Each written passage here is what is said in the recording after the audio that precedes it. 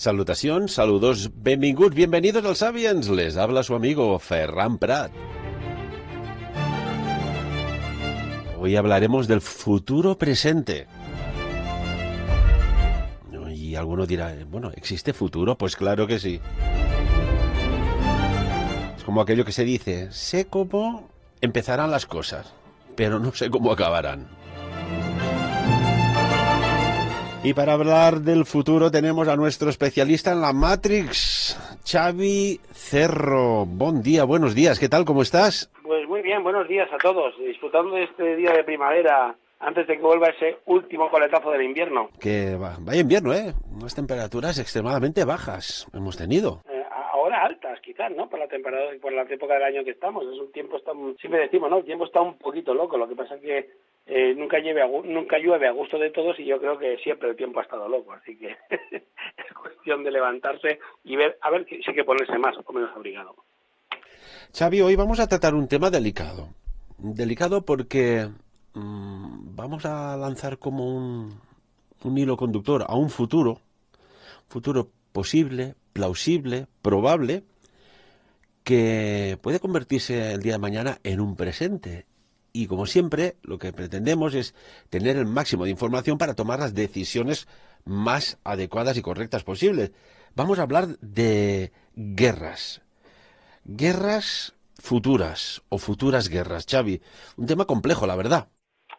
Bueno, yo sabéis que tengo esa tendencia, a algunos les gustará, a otro que no, a simplificar las cosas mucho. No iba a decir demasiado, no, mucho.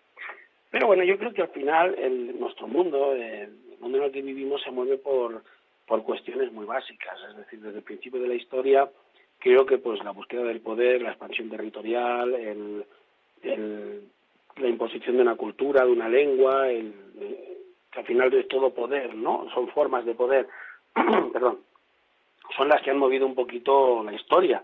Y eso no deja de ser así. Entonces, hasta la misma Segunda Guerra Mundial, pues el señor del bigotito decidió que para su nación aria necesitaba más territorios porque necesitaba más recursos. Hay que recordar que Alemania salía de perder una guerra y que estaba siendo, digamos, expoliada hábilmente por el Tratado de Versalles. Y digamos que eso siempre es lo que ha movido los conflictos. Entonces, los conflictos actuales y los futuros, que es de lo que quiero yo hablaros hoy, se van a seguir moviendo, pienso yo, por esos parámetros. La búsqueda de esos recursos, de esa necesidad. Lo que esta vez vivimos en una época donde ya no es buscar territorio para tener más campo para cosechar patatas o lechugas, sino de que el futuro, el futuro, y quiero hablar del futuro como diciendo, de aquí a un siglo, ¿cómo os imagináis que puede ser el mundo? ¿Coches voladores? Bueno, es el tiempo que lo imaginamos. Tecnologías que nos van a deslumbrar mucho más que las actuales. Lo que sí que está claro es que los países que podrán disponer de esas tecnologías o venderlas para enriquecerse serán aquellas que tengan acceso a los recursos estratégicos con los cuales se construyen las tecnologías. Entonces, es de lo que os quiero hablar hoy. Hoy os quiero hablar de una serie de elementos o de sustancias, por así decirlos, que van a ser las causantes de los futuros conflictos que vamos a tener en nuestro planeta, porque el control de esos elementos o de esas materias primas nos da el control de forma indirecta sobre las tecnologías del futuro. No te sirve de nada tener unos científicos que desarrollen tecnologías asombrosas si no tienes materiales con las que construirlos. Todos sabemos lo que pasó en la Segunda Guerra Mundial, los grandes diseños que habían para esos aviones a reacción que hubieran hipotéticamente dado la vuelta a la guerra y esos supertanques y demás, pero simplemente la Alemania nazi no tenía los recursos para poderlos construir. Con la tecnología va a pasar igual. Da igual que desarrollemos unas tecnologías superpunteras en un país, digamos Estados Unidos, si luego no tiene los materiales para construirlas. Y si el que las tiene es alguien no amigo o alguien con el que no me llevo bien. Y obviamente eso deriva luego en conflictos que se resuelven en el más puro estilo humano, que es a tortas. Así que cuando quieras, Ferran, empezamos por el primero de esta lista de posibles candidatos a futuros conflictos. Pues no sé, hablabas de futuras guerras tecnológicas. Pues empezamos por cómo crees que serán estas futuras guerras en las cuales se utilizará, supongo, la inteligencia artificial, coma o barra, ¿vale? Inteligencia artificial barra autónoma, por ejemplo. Estas guerras, respondiendo a tu pregunta, lo primero de todo, no se van a librar de la misma manera. En el sentido de que no todos los lugares, ahora cuando hablemos de todos estos artículos, por así decirlo, están situados en los mismos países y no te puedes enfrentar a los mismos países de la misma manera. Si te parece, vamos a empezar a hablar de estos elementos, vamos a ver qué países los poseen y vosotros mismos sacaréis las conclusiones de qué puede pasar allí. Empezamos por el cobalto. El cobalto es uno de nuestros primeros recursos tecnológicos que se ha hecho fundamental, digamos, en la construcción de todo desarrollo tecnológico. No voy a entrar a hablaros de las propiedades químicas o físico-químicas de estos elementos, ni demasiado profundo, esto lo podéis investigar vosotros en Internet. Solo deciros que obviamente son elementos que utilizamos, muchos de ellos de forma regular en muchas tecnologías y que son directamente esenciales. Si tú no tienes estos elementos, tú no puedes fabricar nada digamos, tecnológico que no tenga estos elementos. El cobalto digamos, uno de ellos, ¿no? El cobalto va de la mano del litio. Digamos que esta pareja, litio y cobalto, que lo veréis en todas vuestras baterías, hacen referencia a todas las baterías portátiles que tenemos en dispositivos de todo tipo. La energía, volvemos una vez más a estos conflictos, como ya ha pasado con el tema del gas ruso, que pasaba por Ucrania. La energía es fundamental. El control de la energía, del almacenamiento de la energía sigue siendo un poco el pan nuestro, ¿no?, de cada día, de la dificultad de los países, la generación de energía suficiente, el almacenaje, la producción, la venta. El litio y el cobalto van de la mano, como decía, estos dos elementos, y el litio, digamos que es uno de los más codiciados ahora mismo, y en el futuro va a serlo mucho más. ¿Por qué? Porque, como decía, forma parte prácticamente de todas las baterías. Las baterías de litio que tenemos hoy día tienen muy poquito efecto memoria. Vosotros sabéis que antiguamente las baterías pues duraban nada y menos, las cargabas 100 veces y aquello ya no daba. Ahora pues un dispositivo con baterías de litio aguanta mucho más y no tiene ese efecto memoria y digamos que obviamente lo convierte en un gran elemento. Tiene algunos inconvenientes, por ejemplo, que por encima de los 25 grados centígrados pues empieza a bajar mucho su rendimiento y todos habéis visto en las noticias de que además tiende a sobrecalentarse y puede llegar a explotar. Aquí es donde entrará el cobalto. Bueno, lo que está claro es que las baterías, además lo sabéis y si no os lo digo como consejo, se han de permanecer siempre cargadas entre el 20 y el 80% de su carga. Si las tenemos por debajo del 20, por encima del 80, la batería se degrada. Eso es lo que le pasa al litio. Es un elemento químico relativamente abundante, ¿vale? Pero digamos que según el Servicio Geológico de Estados Unidos, los que tienen las mayores reservas son Chile, Australia, Argentina y China. Aquí hacemos la primera pausa. Ferran, tú me has dicho qué podría pasar por el control de estos, digamos, elementos. Fijaros dónde están estos países. Chile y Argentina en Sudamérica, donde tenemos una gran injerencia de las políticas norteamericanas en Sudamérica, pero digamos que son estados soberanos no demasiado amigos de los norteamericanos. Australia, que se podría considerar país amigo, y China, que se puede considerar país enemigo. Vosotros haced las cuentas. Estados Unidos necesita litio y resulta que solo puedo sacarlo de los australianos. Obviamente no le entraré igual a Chile o a Argentina que le entraría a China, pero obviamente necesito esos materiales. Puedo hacer presiones comerciales, puedo hacer acciones estratégicas comprando las minas de chilenos y argentinos, que son países pues más dados a la corrupción, pero lo que sí que está claro que en China tengo poquito que hacer si no voy con todas mis tropas. Así que la cuestión no es cómo se librarán las guerras, Ferran, sino quién lo tiene y cómo se lo quito de la manera más económica posible. Los recursos, ¿no? Los recursos estratégicos. Correcto, estos son los que se consideran recursos estratégicos. Y pensar, y vamos a ir viendo en esta lista que no siempre el puntero en tecnologías dispone de todos estos recursos. Otros países que tienen, pero que son reservas ya menores, son Estados Unidos, Canadá, Zimbabue, Brasil y Portugal, por ejemplo. Obviamente, todos estos son los futuros, los posibles proveedores de este material.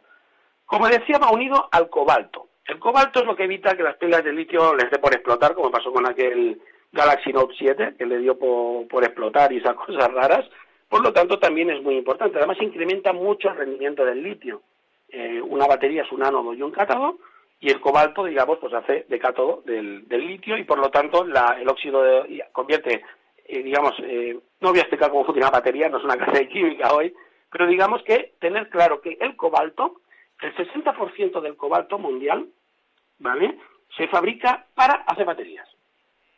O sea, fijaros si es importante el cobalto, porque todo se fabrica para hacer baterías. Y está en la República Democrática del Congo. Un lugar concreto del planeta, ¿verdad? El 60% de la producción mundial de cobalto está en las minas de la República Democrática del Congo. Y ahora tendría que encendernos una luz y decir, claro, por eso los chinos han entrado en África ahora con inversiones, ayudando e intentando hacer que los países africanos caigan dentro del área de influencia de la política china. Hasta ahora la política norteamericana era de mandamos ayuda, mandamos mucha comida, mandamos médicos. Ahora no formamos médicos ni mandamos tractores. No vaya a ser que se vuelvan autosuficientes. Les mandamos toda la ayuda que quieran, pero no les ayudamos a desarrollarse. Los chinos les ayudan a desarrollarse para ser más guays que los americanos, pero no os equivoquéis. No es porque sean Madres Teresas de Calcuta hablando chino, es porque quieren el cobalto de los países africanos. Todo empieza a encajar, parece ser, Xavi.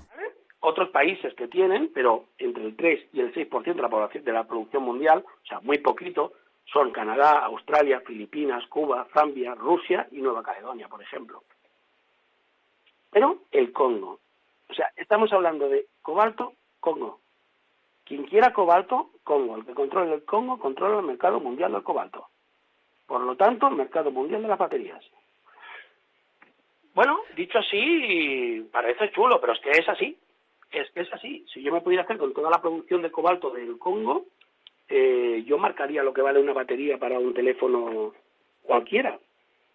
Si yo grabo Apple, por decir algo, no tengo nada contra Apple, y le hago que su cobalto valga 20 veces más que el que le vendo a Huawei o a una empresa china, ya me diréis cuánto costaría un teléfono de Apple y cuánto costaría un teléfono chino. Por poneros un simple ejemplo, de manipulación un poquito de precios. Claro, es que hay mucha demanda y cuando hay demanda el precio sube. Ya sabéis las cosas que tiene el capitalismo, ¿no? Pasemos a otro. ¿Otro también de ámbito tecnológico? Otro de ámbito tecnológico. Todos son de ámbito tecnológico, pero me estoy guardando para el final el más chulo de todos porque es el que no se encuentra en nuestro planeta. Vale, porque yo también tengo uno que me gustaría que analizaras, Xavi. Vamos al boro. El boro, ¿vale?, que se saca de rocas, como el bórax o la colemanita, ¿vale?, y que está disuelto en el agua de mar, en una cantidad, eso es un semiconductor. Este semiconductor, vosotros habréis oído, porque aquí en Sapiens hemos hablado de él, del grafeno, de aquellos tubitos monoatómicos que iban a hacer de grafeno, pues parece ser que el borofeno lo va a petar, va a ser la rehostia en vinagre, ¿vale? Parece ser que este material, pues digamos que va a ser lo más de lo más, porque es más duro que el diamante, porque es súper ligero, porque tiene alta conductividad, más que el grafeno, y digamos que además tiene una capacidad de almacenar hidrógeno, que además le permite ser un elemento clave en las pilas de combustible. Las pilas de combustible son lo que utilizan, incluso en tecnología espacial, que utilizan el hidrógeno como combustible, pero tienes que fijarlo en algún sitio. Entonces, digamos que el borofeno va a ayudar muchísimo. Una cuestión, Xavi. Viendo los avances que hay en el mundo de la motorización, y vemos que, pues bueno, entrevistamos a un científico del CSIC que decía que, bueno, el petróleo de calidad, pues esto cada vez será más difícil de obtener.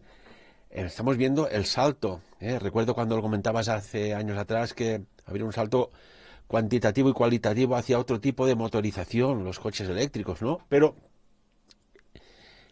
¿y si resulta que el coche eléctrico es podríamos decir, como una interfase para el salto? Porque siempre hemos visto que todo lo que se ha inventado para el espacio acaba después en el mercado de consumo general. ¿Puede ser que el futuro de la motorización de los coches, camiones, autocares, etcétera, sea a través del hidrógeno? Lo dudo porque el hidrógeno es altamente explosivo y es un riesgo potencial su combustión. ¿Vale? Es un riesgo muy, muy, muy fuerte. Como químico te diría que no me gustaría poner dinamita en manos de niños. ¿Vale? ¿Qué pasaría si dos vehículos colisionan con motores de hidrógeno y hay combustión en marcha y se escapa el gas licuado del depósito? No creo que vaya por ahí la cosa. Yo creo que la cuestión va a ir más por un tema, si quieres que lo diga sinceramente, de que los vehículos eléctricos, porque sí que está claro que el futuro es de vehículo eléctrico, se irán cargando mientras circulan porque las carreteras se generarán inducción. Para hacer eso requieres unas cantidades de energía muy superiores a las que generamos. Y requerimos unas cantidades de energía muy superiores a las que generamos y llegaremos con el último elemento porque necesitamos la fusión nuclear, no la fisión, la fusión. Explicaremos la diferencia otra vez y explicaremos por qué. Porque todos estos materiales, si os dais cuenta, hemos hablado del cobalto, del litio, ahora hablo del boro. El boro se utiliza, es el candidato para hacer los electrodos de las pilas, también de las pilas eléctricas del litio-cobalto. ¿Vale? Es decir, que todo tiene que ver con las pilas, con las baterías, con el almacenaje, digamos, de electricidad y con la transmisión de la electricidad. El boro, mencionarlo, para que pongáis otra ficha en vuestro mapa que estamos haciendo mental, el 50% de la población, de la producción mundial, la tiene Turquía. Turquía. Ese país parece que quería entrar en la Unión Europea, ahora ya no. Los rusos la amenazan, les derriban un avión los turcos a los rusos, pero no entran en guerra. Que está y no está en la OTAN, que la OTAN quiere que Turquía esté en la OTAN y Turquía va a su rollo. Esto es uno de los motivos, señores. Proporciona el 50% del boro mundial. Las nuevas amenazas, el nuevo posicionamiento como países no consta solo de tener a ver quién tiene más armas nucleares y a ver quién amenaza al vecino, sino decir quién tiene lo que tú necesitas y yo te voy a marcar el precio. Obviamente hay más mercado, no tienen todo el boro mundial. Estados Unidos, Rusia, Chile y China también tienen. Pero fijaros qué panorama se le pone a las tecnologías estadounidenses. Turquía, país musulmán, no demasiado amigo. El que tenga yo, Rusia no es mi amigo, Chile no demasiado y China tampoco. ¿Qué pasaría si a Estados Unidos no llega boro para fabricar todas estas tecnologías? Que yo tengo que estar fabricando pilas de madera mientras el otro hace naves espaciales. Es que, fijaros lo que está en juego. Bueno, lo que hablas tú, la cadena de suministros. Ahora hemos visto cómo, a nivel internacional, muchos países y muchas empresas empezaban a estar preocupados por el hacer del canal de Suez. Que dices, ¿cómo puede ser que encalle un barco y se colapse pues prácticamente un tipo de industria por falta de suministros? Esto le ha faltado nada para que generara otra situación añadida a esta crisis. Sí, correcto. 9.000 millones de dólares creo que estimaban que se perdían cada día por el bloqueo del canal de Suez. Los barcos que daban la vuelta, obviamente sometidos a los ataques de los piratas somalíes, y el encarecimiento y la carencia de productos. Entonces, cuando un jefe de gobierno se enfrenta ante estas situaciones, fijaros lo complicado que es, ¿no? Es decir, no me enfrento solo a decir, pues yo no puedo ir a Turquía e invadirla. Fijaros cómo los rusos, pese a que les derribaron un avión, han querido hacerse amigos para poder desplegar sus Iskander por allí cerquita de Turquía sin ningún problema. Porque no puedo entrar en guerra destruyendo los recursos que necesito. No son guerras de conquista. Necesito las infraestructuras intactas. Sí. De esto, Xavi, ya en la Segunda Guerra Mundial, esto ya la Alemania de Hitler ya lo tenía claro, ¿no? A lo que iba hacia el Cáucaso, por el norte de África, porque pretendía y llegó en formato diplomático a Irak, lo que buscaba era recursos, es decir, petróleo, porque ellos ya inventaron la gasolina sintética, buscaban recursos. Correcto, ellos en Ucrania cuando entraron en Rusia fue por los campos de petróleo, desde luego que sí. Entonces, claro, fijaros lo complicado que es decir, apropiarse de un recurso estratégico sin encima, digamos, dañar las infraestructuras. La Segunda Guerra Mundial fue un apocalipsis absurdo porque se destruyeron industria, ciudades, aparte de las muertes de los civiles, con lo cual no ganabas nada por ese. Fue como un golpe de castigo y decir, me da igual, todo a perder. Pero los futuros conflictos no son ese conflicto de rabia visceral de que hay que acabar con una ideología. No. Yo tengo que hacerme con tus recursos. No me sirve de nada bombardear tus minas y luego van a estar 4 años hasta que las consigas reabrir. O 5 o 10, o que no me las dinamites tú. Al final es como un rehén, ¿no? Ese recurso, y entonces no es fácil quitarle a alguien el rehén sin que el otro tenga la tentativa de matar al rehén. Pues si no lo tengo yo, no lo tiene nadie. Entonces, es complicado, nuestro mundo es complicado, pero mi idea que intento transmitiros hoy es de que en el futuro, si nos damos de tortas, será por esto. Porque todos estos pactos que se hacen, como decía, ¿no? Un caso esto flagrante de que Turquía derriba un avión ruso, un caza ruso, un pacto que en otras circunstancias, ya hace 50 años, es un acto de guerra. Y luego tan amigos. Bueno, porque firmamos un contrato más beneficioso, me haces descuento en el boro y aquí paz y después gloria. Y esto es lo que nosotros no vemos, lo que los medios de comunicación nos enseñarán, porque estas cosas no se publican. Pero los conflictos, los rifirrafes vienen por estas cosas, o tienen estas cosas como objetivo. Este es el premio gordo que tiene Turquía. Turquía a nadie le interesa si es musulmana, es cristiana, o a los kurdos los inflan a hostias o no. Nadie le interesa, de verdad. A la política mundial lo único que le interesa es el suministro de boro. No se puede cortar el suministro de boro porque si no todas las tecnológicas se paran, mi país se queda atrasado y me produce una crisis importante. Así que si al turco hay que darle la razón o mirar para otro lado cuando está haciendo escabechina con los kurdos, se mira para otro lado. Porque no me puedo quedar sin boro. Estas son las cosas que quiero que empezáis a visualizar de por qué esta hipocresía, que sigue siendo una hipocresía del máximo nivel, pero entendamos el porqué. ¿Tú crees que la sociedad en general, yo me incluyo, entendemos de geopolítica estratégica? Yo creo que no es cuestión de entender, yo creo que no estamos informados de todo y entonces es muy difícil emitir un criterio o un juicio de valor cuando gran parte de la información no está a tu disposición. Eso es como si vemos dos personas en la calle, una agrede a la otra y tenemos que presuponer, solo viendo el acto, el qué ha sucedido o por qué uno ha pegado al otro. Todos comprenderéis que entre humanos pueden existir una miriada de motivos por el cual una persona se vea impelida a agredir a otro. Y ahí la imaginación puede correr a raudales. No tenemos la información. No es cuestión de que seamos ignorantes, no es cuestión de que seamos tontos, es que no se nos dicen las cosas. Por eso, creo que el trabajo que hacemos es de aportar más información. No creo que yo sepa toda la verdad, ni mucho menos, pero sí creo que con los datos que yo os doy, el puzzle empieza como a encajar mejor. Encajaría, Xavi. Vamos a... De las futuras guerras tecnológicas basadas en la ocupación de espacios geográficos por las necesidades de la logística de minerales para desarrollar lo que se tenga que desarrollar, hay algo que hablamos hace muchos años y me gustaría recuperar, Xavi, porque quizás, como dice la canción, quizás, lo estamos viviendo y no nos estamos dando cuenta. No sé, te explico.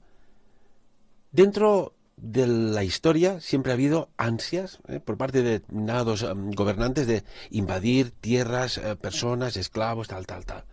Esta modalidad parece que ha ido como cambiando con el tiempo, pero hay un tipo de arma que a mí me preocupa, y es la arma étnica. Es decir, y recuerdo que esto se habló ya hace muchos años aquí en Sapiens, de crear un tipo de patógeno, estamos hablando de guerra biológica, que solo ataque, que solo sea infectoide, que solo sea patológico en determinadas etnias del planeta. Y digo esto a colación, Xavi, de que hay algo que muy extraño. Este innombrable bicho parece ser que respeta, vamos a decirlo así, respeta en un tanto por ciento elevado a las personas que tienen el grupo sanguíneo cero positivo. Y todo lo contrario, las personas que poseen el grupo sanguíneo A, que pueden tener más riesgo de contagiarse y de tener una patología más grave. Esto aquí hay algo, ¿sabes? ¿Hay algún dato, algo que podamos establecer relación o, bajo tu punto de vista, Xavi, aquí hay algo que no cuadra, ¿no? El desarrollo de armas que, digamos, no destruyen recursos, hace tiempo que se estudia. De hecho, la bomba de neutrones es un tipo de arma nuclear que emite una radiación de neutrones muy potente, pero digamos que su onda expansiva y onda de calor está muy limitada y digamos que deja intacto todas las estructuras, solo mata todo lo que esté vivo debajo del área de explosión. No tienen la potencia y digamos los alcances o el radio de explosión que tiene un dispositivo nuclear, pero digamos que siempre se ha buscado en la Segunda Guerra Mundial esos ataques con gas, lo que pasa es que cambiaba el viento y te comías tú tu propia arma y esas cositas. Digamos que siempre se ha procurado buscar algún armamento que fuera eficaz y que, digamos, matara al enemigo y dejara sus riquezas intactas. Es complicado, incluso un ataque biológico, pensar que el bicho que corretea por ahí es un arma biológica, nos demuestra la realidad, digamos, otra vez corroborando a la ficción, ¿no? Que es imposible prácticamente controlar todas las iteraciones de un virus, de un ataque biológico, de un gas o de cualquier arma de este tipo, ¿no? Obviamente ha estado en la mente de los militares desde siempre. ¿Por qué? Porque las guerras, como he dicho, se libran por recursos. Entonces, obviamente seguirán probando, seguirán desarrollando y seguirán experimentando para ver si encuentran algo que sea óptimo para poder acabar con alguien o causar el número máximo de bajas sin dañar infraestructuras. Bueno, recuerdo, a tenor de lo que estamos hablando, de que hace muchos años atrás, cuando empezó el tema Assange y el Wikileaks, que se comentó que había un cable que decía algo muy curioso, que en determinados entornos diplomáticos, muy sutilmente, se recogían cabellos de diplomáticos.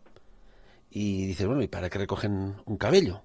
Pues claro, es que está todo el ADN, todo el material genético en un cabello. Sí, correcto. O sea, podrías hacer armas dirigidas para que una persona fuera más sensible por su genética, pero ¿cuántos más no podrían ser efecto colateral? Claro, porque hoy día estamos en la era de la información de las bases de datos. Imagínate que tienes toda una información de un país o de un continente a nivel genético secuenciado y ves que hay unas características más o menos curiosas que solo tienen una región determinada. Esto sale de los estudios de bioingeniería, ¿no? Otros que tienen unas características, unos que tienen un grupo sanguíneo más que otro, etcétera, etcétera. Yo no sé si esto, al final, acaba siendo en potencia, una peligrosa arma. Bueno, podría derivar en un ataque dirigido a una etnia, a un grupo racial concreto, pero recordar que el mundo está muy globalizado y que acabaría estando atacando tu propia población. Eso me lleva al último elemento, bueno, penúltimo, perdón, el estaño. El estaño, eso que consideramos tan común, ¿vale?, es el santo grial de las tecnologías fotovoltaicas, que son las que van a permitir convertir la energía solar en electricidad. Bien, pues se sacan de las perovskitas, bueno, esto viene por el siglo XIX, un científico ruso que se llamaba Lev Alexeyevich, no sé, Bomberovsky o algo así, ¿vale? Pues le dio nombre, ¿no? Y digamos que viene a sustituir a una tecnología de fotovoltaica que lleva plomo, que está prohibida y que es muy contaminante, por una que al llevar el estaño, digamos que es mucho menos contaminante, se degrada mucho más, pero el estaño es relativamente barato. ¿Qué problema hay de que las mayores reservas mundiales están en China? Es el mayor exportador mundial de estaño. Entonces, es lo mismo que decir que el que quiera energía fotovoltaica en el futuro tiene que ser amigo de los chinos. Bueno, tus opciones son Indonesia, país musulmán también, Brasil, Australia, Bolivia y Rusia. Fijaros que en todas estas situaciones de los americanos no les va muy bien. No es que cuenten con ninguna reserva estratégica siendo el primero mundial en nada. Entonces, ahora dirás, entonces quizás comprendo porque los norteamericanos tienen miles de bases militares por todo el planeta y a otros no les hace falta, porque lo que tienen es que proteger sus recursos, no ir a buscarlos por ahí. No sé, un poquito como mapa. El estaño paso por encima. Me voy al último, que es el más interesante, que te va a encantar, Ferran, que es el futuro de la humanidad, con el que llevamos soñando ya desde hace más de un siglo. Pues mira, ya que vas a hablar de esto, vamos a poner un fragmento de algo que es un recurrente en Sapiens para que podamos entender que hay varias realidades superpuestas en un mismo tiempo. No intentes doblar la cuchara. Eso es imposible. En vez de eso, solo procura comprender la verdad. ¿Qué verdad? Que no hay cuchara. ¿Que no hay cuchara? Si lo haces, verás que no es la cuchara la que se dobla, sino tú mismo. Ahí tenemos la clave de todo casi, ¿eh? Esto es la célula madre del conocimiento.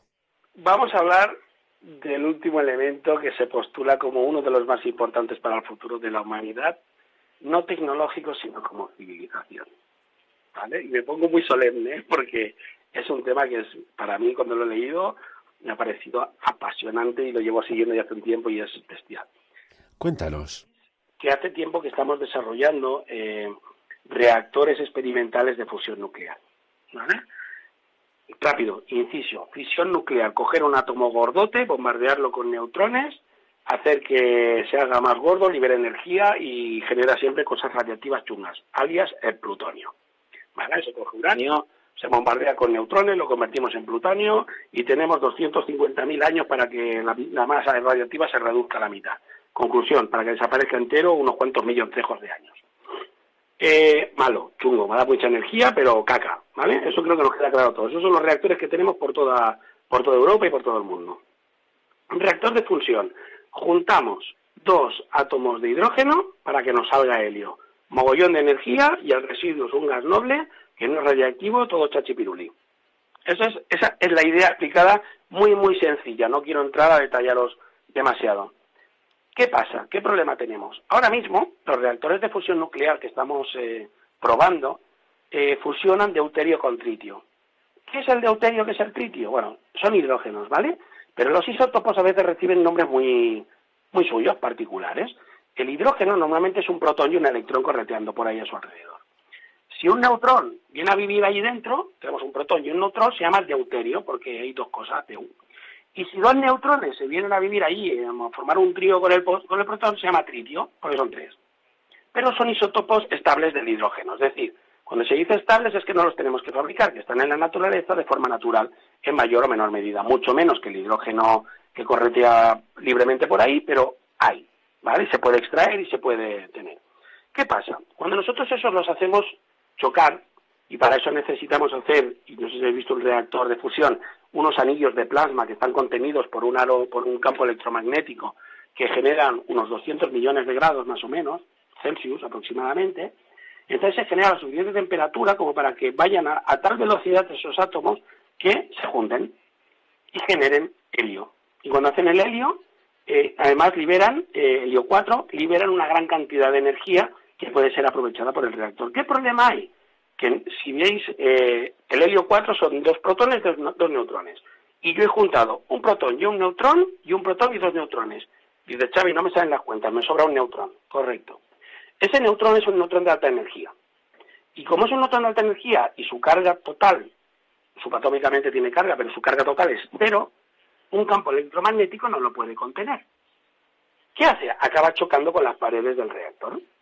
¿Y qué pasa cuando choca con las paredes del reactor? Pues que lo convierte en radioactivo y lo degrada. Significa que un reactor de fusión, como los estamos intentando construir a día de hoy, esos reactores tendrán vida ilimitada y sus cajas o el contenedor que lo tiene se volverá altamente radioactivo con el tiempo por el bombardeo de los neutrones. ¿Soluciona entonces el problema de la fisión nuclear, donde tengo un montón de plutonio que no sé dónde enterrar o tirarlo al mar sin que me pillen? Pues no mucho, la verdad que sí, pero ¿por qué se hace eso? ¿Por qué estamos probando con esto? Porque lo ideal, lo chulo, sería decir, no vamos a hacer la reacción con deuterio y con tritio, vamos a hacerlo con helio 3 y deuterio. ¿Qué es el helio 3? El helio 3 son 2 protones y un neutrón. Que además, Xavi, permíteme, ¿qué prisa tienen para ir a la Luna a sacar helio, eh? Correcto, es que ahí es donde quiere llegar. Este no se encuentra de forma natural en el planeta Tierra. Estos 2 protones y neutrón que forman el helio 3, juntado con el protón y con el neutrón, generan helio 4, que son 2 protones, 2 neutrones, y me dice, Xavi, me vuelven a sobrar. Hay 5 elementos y tú me dices 4, sí, pero esta vez lo que sobra es un protón, no un neutrón. Y como el protón sí tiene carga, sí que lo puedo contener en el anillo electromagnético.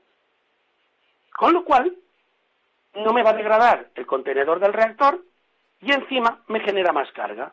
¿Y qué tiene además de chulo? Que si se cortara la reacción por cualquier problema, se parte por la mitad el reactor. La reacción se detiene espontáneamente, de forma inmediata, sin ningún tipo de explosión, ni escape radioactivo, ni nada por el estilo. ¿Podríamos tener en un futuro reactores de fusión nuclear en barcos, coches y demás? Probablemente. ¿Cuál es el problema? El helio 3. ¿Dónde está el helio 3? Ferran, tú lo has dicho, ¿dónde está el helio 3? Ay, esta luna maravillosa que nos visita cada noche, o casi cada noche. Está en la Luna, señores. Se estima que hay más de 1 millón de toneladas métricas de helio 3 bajo el regolito lunar. Puede parecer mucha cantidad, Pero claro, hay que recordar que la Luna lleva acumulando con el viento solar ese helio 3 4.500 millones de años. Así que no es un recurso infinito. Pero lo que sí que está claro es que en el momento que tengamos esos reactores, cuando lleguemos a esos reactores, podremos empezar a soñar con expandir nuestra civilización más allá de nuestro planeta. Porque la cantidad de energía, por la ecuación de Einstein, energía igual a la masa por la velocidad de luz al cuadrado, la cantidad de energía que generaría uno de esos reactores con una tonelada de ese material, podría a lo mejor aumentar todas las necesidades del planeta durante semanas. Sin lugar a dudas. Xavi, ya que hablas de elementos de la tabla periódica importantísimos, deberíamos hablar, que va un poco en relación al tema de que ahora ya está abierto y es oficial, y yo confío, tengo la convicción de que en poco tiempo nos van a dar alguna noticia muy potente sobre si estamos solos o no, porque demasiadas ya instituciones de ámbito de seguridad estatal, sobre todo Estados Unidos, están abriendo y desclasificando. Pero ¿cuántas personas a mí me han preguntado durante tiempo, oye, pero cómo es que estos objetos voladores se ven siempre como luminosos, como plateados, como anaranjados? Y claro, siempre tenemos el pensamiento de que o hay un sistema antigravitacional, que esto es complejo de utilizar, o están utilizando algún tipo de elemento, como por ejemplo el elemento 115, en el cual, pues bombardeando con isótopos de algún tipo, véase de calcio en una lámina de americio, véase a saber cómo, aquello genera una reacción que, claro, tú, por ejemplo, ves un avión y sabes por dónde sale la propulsión para que se pueda impulsar.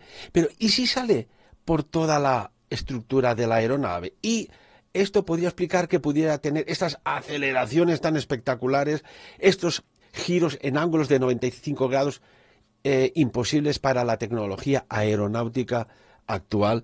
Xavi, estamos a las puertas de descubrir una nueva era de propulsión, creo yo, extraordinaria. Bueno, yo ahí discrepo contigo en el sentido de que decir, si una civilización ha dominado el universo o los viajes a través de él, no será con el elemento más pesado de la tabla periódica, que hay quien lo llama el helio, si no me equivoco, a este elemento 115, sino con el más ligero. Vamos a ver, las fuentes de energía más poderosas del universo son las estrellas. Todos los elementos de la tabla periódica, y no hay más que puede que no hayamos descubierto alguno más pesado, porque no se ve en nuestro vecindario o en esta parte de la galaxia, pero no hay ninguno entre medias, es decir, porque cuando juntamos protón, un neutrón, otro neutrón, las piezas las tenemos. Las estrellas, como decía, son las que generan todos los elementos de la tabla periódica. Cuando ellas se acaban su combustible nuclear, se producen otra serie de reacciones que generan hierro, cobre, todos los metales pesados, explotan en mayor o menor proporción, acabe como una enana blanca, como una supernova o como una gigante roja y expulse toda su masa, todo se genera ahí. Pero la fuente de energía más fuerte del universo sigue siendo el hidrógeno, que es la más simple, es lo más esencial del universo, dominar el hidrógeno. Poder hacer esa fusión nuclear, convertirlo en helio, pero no con helio 3 y deuterio, no. Coger dos átomos de hidrógeno y tener la tecnología para juntarlos en helio por la cara, así, ¡pam!, sin isótopos y sin historias. Tenemos el elemento más común del universo, el hidrógeno, que lo convierto en el segundo elemento de la tabla periódica, el helio. No utilizo isótopos, y los puedo juntar y liberar cantidades de energía brutales, o sea, tengo una estrella como motor. Convertir a las estrellas en el motor de mi tecnología te da algo que es energía ilimitada. Y además limpia, ¿no? Porque la fusión de átomos de hidrógeno genera energía limpia. Y como decías tú, ¿no? Con poca cantidad podrías dar energía a todo el planeta. De hecho, estos grandes multimillonarios gurús de las startups como Jeff Bezos, Peter Thiel y bueno, incluso el fallecido Paul Allen, ya hablaban de esto, ¿no? De cómo cambiar el mundo a nivel energético. Es la energía, como iba diciendo, sigue siendo el principal motor de todo conflicto. El hidrógeno es una de las cosas que hay que atesorar. Nosotros tenemos la suerte de vivir en un planeta con agua, y por electrólisis podemos sacar el hidrógeno de la molécula del agua. O sea que tenemos una gran cantidad de hidrógeno.